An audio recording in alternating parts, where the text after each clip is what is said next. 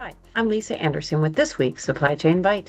So what's top of mind is the critical need for planning. From divergent industries such as food and beverage to engineered to order equipment manufacturing, clients are struggling to forecast and fulfill the forecast successfully. So in essence, the lack of revenue predictability.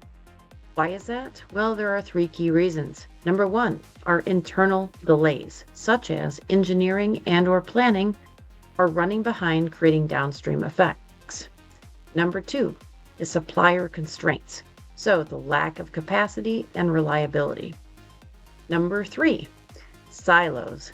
So this could be in terms of collaboration and communication across departments and/or the lack of data adding up to make sense when looking across data sets, leading to the lack of revenue predictability.